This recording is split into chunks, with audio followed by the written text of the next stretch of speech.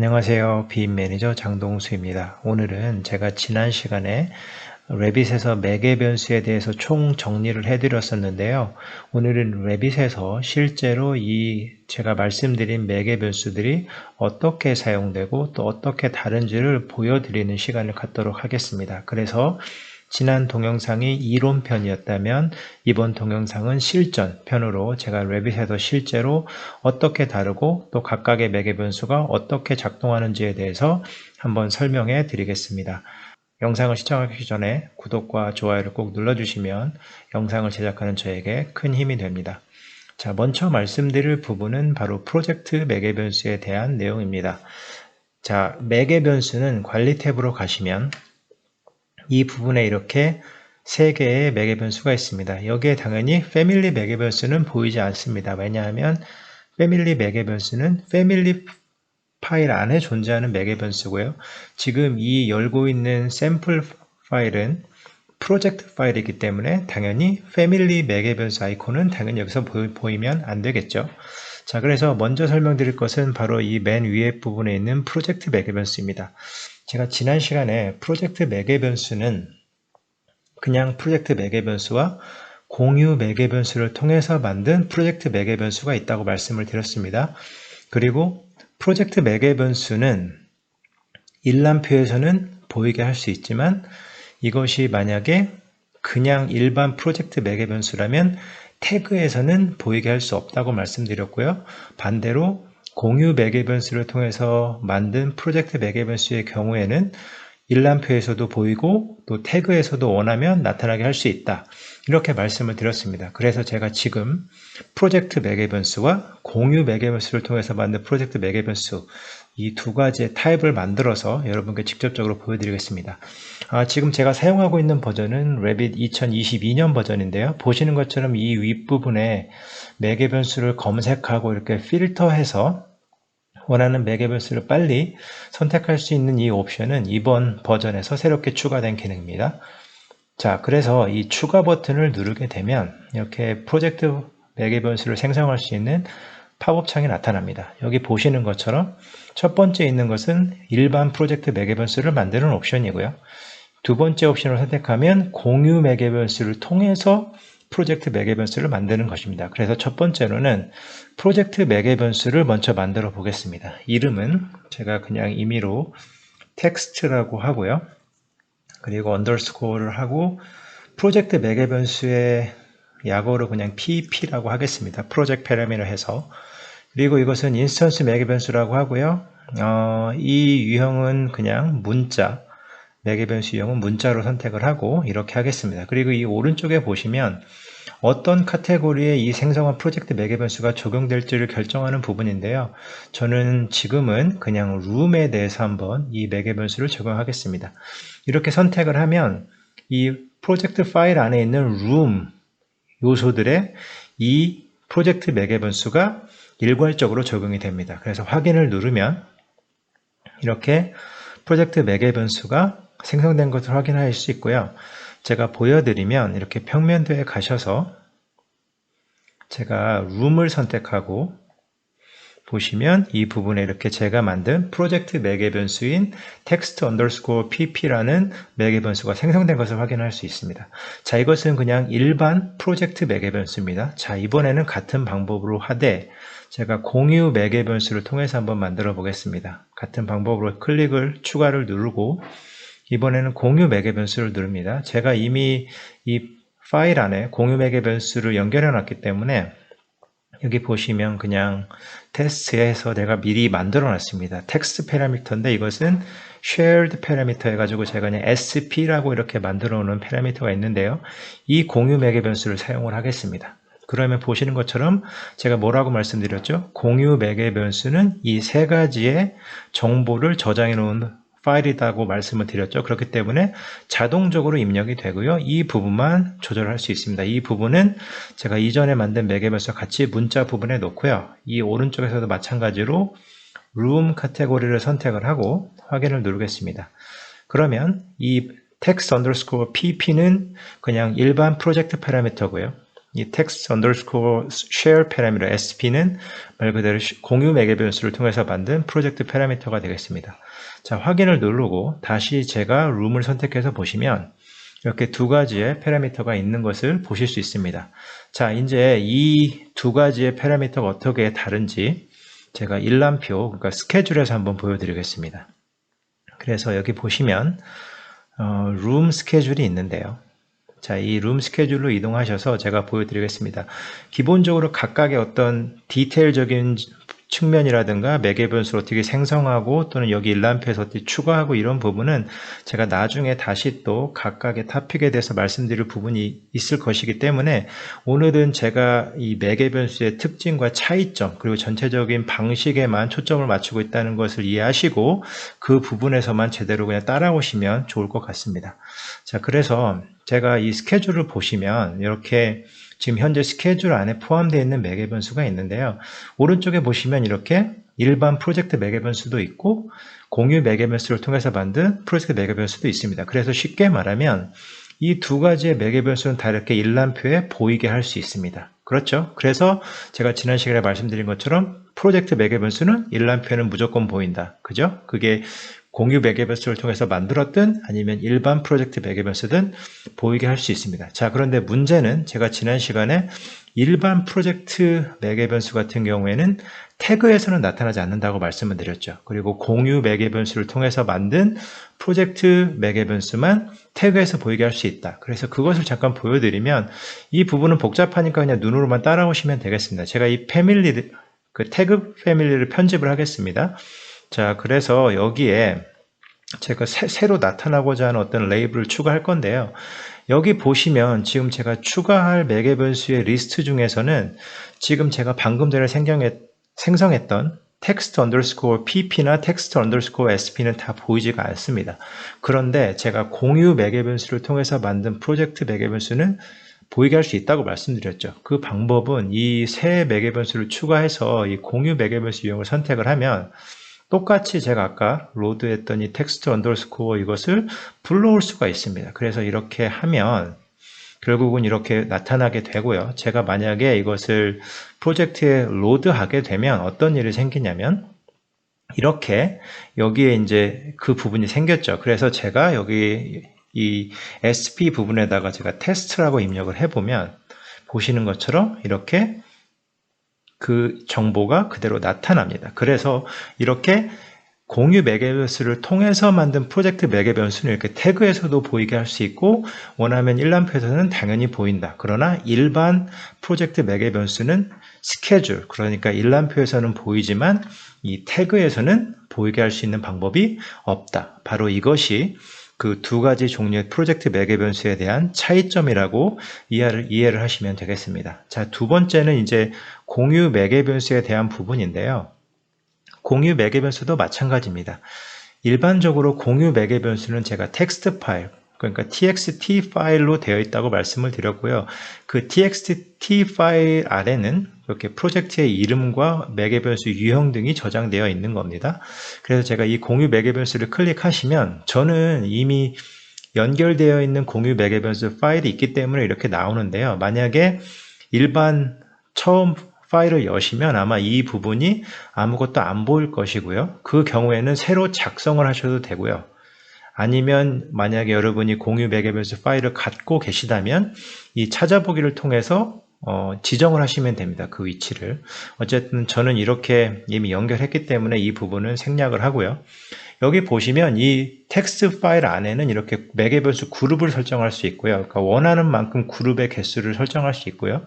그리고 각 그룹 안에는 이렇게 포함되어 있는 매개 변수가 있습니다. 저는 그냥 지금 테스트로 만든 거기 때문에 이렇게 하나의 매개 변수밖에 없지만 예를 들어서 제가 뭐 다른 매개 변수도 이 그룹 안에 만들기를 원하면 예를 들어서 뭐 ABC 이렇게 하고 이 매개 변수의 유형은 문자다. 뭐 이런 식으로 해서 이렇게 새로운 공유 매개 변수를 만들 수 있고요. 말 그대로 다른 그룹에 가서도 이렇게 내가 원하면 뭐 넘버라든가 이런 식으로 해서 이번에는 숫자로 해서 제가 만들겠습니다. 이런 식으로 해서 새로운 매개 변수를, 공유 매개 변수를 만들 수 있습니다. 어쨌든 이것은 기본적으로 공유 매개 변수는 만약에 직장에서 일을 하시는 분들이라면 기본적으로 전문적으로 관리하는 사람이 분명히 있어야 할 겁니다. 그리고 그 사람에 의해서 전체적으로 관리가 되어야 아마 태그나 이런 것들을 사용하는데 전혀 문제가 없을 것이기 때문에 여러분들은 그냥 공유 매개 변수는 이렇게 작동을 한다 정도만 이해를 하시면 되겠습니다. 자, 그래서 이 공유 매개 변수는 이렇게 프로젝트로 사용하면 프로젝트 매개 변수를 만들 수 있고요. 반대로 패밀리 매개 변수에서 공유 매개 변수를 가져오면 패밀리 매개 변수를 만들 수 있는 것입니다. 자, 그래서 이번에는 패밀리에 대한 부분에 대해서 제가 한번 말씀을 드려보겠습니다. 패밀리를 말씀드리기에 앞서서 제가 이 문을 한번 변경해 볼게요. 여기에 문을 하나 선택을 하고 제가 마찬가지로 이 패밀리 편집 아이콘을 눌러서 패밀리 파일을 열겠습니다. 자, 이렇게 패밀리 유형 아이콘을 클릭하고요. 여기 보시면 이 방법도 만약에 복잡하시면 제가 나중에 패밀리에 대한 강의를 할 때 다시 추가적으로 매개 변수에 대한 부분을 설명을 해드리겠습니다. 제가 새 매개 변수 아이콘을 클릭하면 이렇게 마찬가지로 두 가지의 패밀리 매개 변수가 있습니다. 첫 번째 거는 말 그대로 일반 패밀리 매개 변수, 두 번째는 공유 매개 변수 정보를 사용해서 만든 패밀리 매개 변수입니다. 그래서 이것도 같은 방법으로 제가 한번 만들어 보겠습니다. 텍스트 언더스코어 fp 해서 이거는 일반 패밀리 매개 변수라고 제가 이렇게 문자 매개 변수를 같은 방법으로 이렇게 한번 만들어 보겠습니다. 이번에는 공유 매개 변수, 아까 사용했던 프로젝트 매개 변수에서 사용했던 그 똑같은 매개 변수를 한번 사용해 보겠습니다. 그래서 공유 매개 변수를 클릭하고 선택을 누르고 테스트 그룹으로 가서 이 텍스트 언더스코어 sp를 확인을 눌러서 이렇게 불러오면 마찬가지로 이 세 부분의 정보가 공유 매개 변수 파일로부터 오는 것이기 때문에 이 부분만 조절할 수 있습니다. 그래서 마찬가지로 같은 문자 그룹에 이렇게 넣고 하겠습니다. 그래서 첫 번째 이 텍스트 언더스코어 fp는 그냥 일반 패밀리 매개 변수가 되겠고요. 이 텍스트 언더스코어 sp는 공유 매개 변수를 통해서 만든 패밀리 매개 변수가 되겠습니다. 자, 그래서 이것을 제가 프로젝트로 다시 로드를 해 보겠습니다. 자, 제가 이제 같은 방법으로 이 문을 선택을 해보시면 여기에 이렇게 두 가지가 있죠. 이건 일반 패밀리 매개 변수, 이거는 공유 매개 변수를 통해서 만든 패밀리 매개 변수. 자, 이것도 같은 방법으로 제가 문 일람표에서 확인을 시켜 드리겠습니다. 자, 문 일람표로 가서 보시면, 자, 여기 보시면 텍스트 sp는 여기 있죠. 그런데 텍스트 fp가 여기 없습니다. 일반 패밀리 매개 변수는 여기 보이지 않습니다.